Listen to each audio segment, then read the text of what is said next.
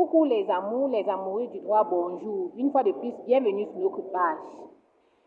Nous espérons que vous allez bien. Sinon, que ceux qui ne vont pas bien, nous pensons que dès à présent, tout ira pour le mieux parce que nous nous retrouvons là en famille.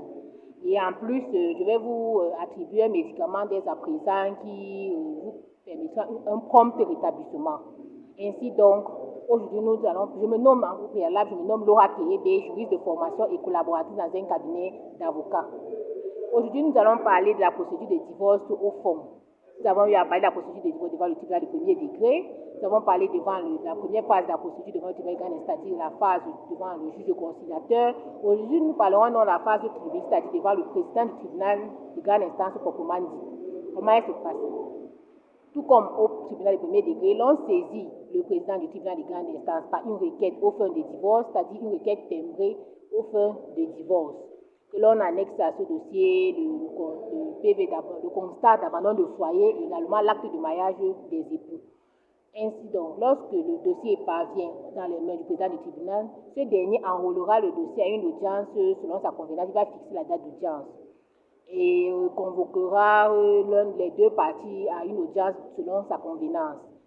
Le défendeur sera donc cité par voie d'huissier à comparaître à une date dont il aura fixé. Lors de la comparaison des deux parties, le demandeur pourra exposer les raisons pour lesquelles il est saisi le dit tribunal et les séances qui suivront, lorsqu'ils sont assistés de leur avocat, ils n'ont plus besoin de comparaître parce que comparer à la procédure devant le juge conciliateur qui est principalement orale, celle-ci par contre est principalement écrite.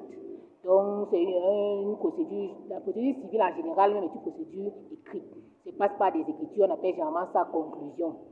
Donc le demandeur, que ce soit le demandeur, le défendeur ou la demanderesse, le défendeur, ils peuvent ne pas comparer lorsqu'ils se font assister de leur conseil, ceux derniers, c'est-à-dire de leur avocat. Ces derniers seront, durant la procédure, apporteront leurs arguments et les conclusions, c'est-à-dire le demandeur, lorsqu'il assigne le défendeur, ce dernier, quant à lui, pour répondre aux observations, c'est-à-dire aux conclusions du demandeur, la défenderesse, quant à elle, pourra répliquer également par des observations, c'est-à-dire des conclusions, ainsi de suite. Ils vont s'échanger jusqu'au jour où ils décideront de mettre l'affaire en délibéré, qu'ils n'ont plus de mots à dire. Lorsqu'ils décideront de mettre d'un commun accord de mettre l'affaire en délibéré, le président du tribunal, c'est-à-dire le juge, enverra l'affaire à une audience dont il videra sa saisine. Ainsi donc, à cette audience, il prononcera le divorce entre les époux. Il ordonnera c'est-à-dire, il peut prononcer le divorce et prononcer le divorce au tort de l'un des époux, comme au tort des deux époux également. Il ordonnera la pension, condamnera l'un des époux, l'époux défaillant à payer la pension alimentaire à l'un des époux, qui est les enfants ou par la pension alimentaire obligatoire. Ordonnera la garde des enfants, attribuera la loi la garde des enfants à l'un des époux lorsqu'il y a des enfants.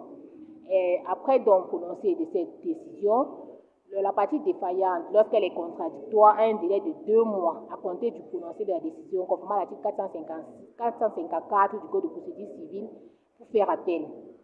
Maintenant, lorsqu'elle est rendue par défaut, c'est-à-dire à l'insu de l'une des parties, cette dernière a un délai la partie défaillante a un délai de 15 jours pour faire opposition. Et l'on fait opposition au même tribunal qui a rendu la décision.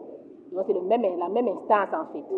Donc, un délai de 15 jours à compter de la signification de la décision. Donc, lorsque toi, la partie ayant gain de cause, c'est-à-dire le demandeur ou la demanderesse qui a gain de cause, le tribunal vide sa saisine, le délai d'opposition commence à courir dès le jour où tu iras signifier la dite décision, c'est-à-dire faire que la dite décision au défendeur ou à la défenderesse, c'est-à-dire lorsque la défenderesse aura pris connaissance du dossier, c'est dès ce jour que les délais d'opposition vont commencer à courir, et de 15 jours, conformément à l'article 66 du Code de procédure civile. Et lorsque la loi camerounaise a prévu 2 possibilités lorsqu'elle a été rendue par défaut. Lorsqu'elle est rendue par défaut, on peut faire soit opposition, soit appel.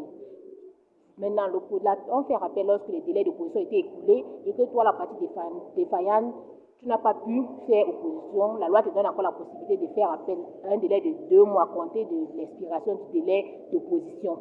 Donc, les amours, et lorsque on fait opposition et que la partie défaillante n'a pas pu exercer aucune voie de recours, toi, le demandeur ou la demanderesse, c'est-à-dire la partie, il y a eu gain de cause, tu as la possibilité, après obtention de la grosse, tu lèves la grosse, c'est-à-dire ce qu'on appelle la grosse, c'est-à-dire la décision, le jugement en fait. Après obtention donc, du jugement, non seulement tu iras voir un huissier qui ira auprès de l'officier d'état civil ayant dressé l'acte de mariage, qui transcrive en dessous, derrière l'acte de mariage, qu'un divorce était prononcé, un jugement a été rendu, dont on a prononcé le divorce entre vous les parties. Et procédera donc maintenant à la saisie des comptes, la saisie des comptes du défendeur ou de la défenderesse pour pouvoir obtenir la pension alimentaire. En fait, pour entrer en question de tes droits qui ont été alloués par le dit tribunal. Ça, c'est en grande, donc, mes amours à moi, ça, c'est donc en grande ligne la procédure de divorce au fond, c'est-à-dire devant le tribunal de grande instance. C'est ainsi que nous parvenons donc à la fin de la procédure de divorce. Nous avons vu en grande partie la procédure de divorce devant le tribunal du premier degré, devant le juge conciliateur. Et maintenant, voilà, nous venons de voir devant le tribunal de grande instance.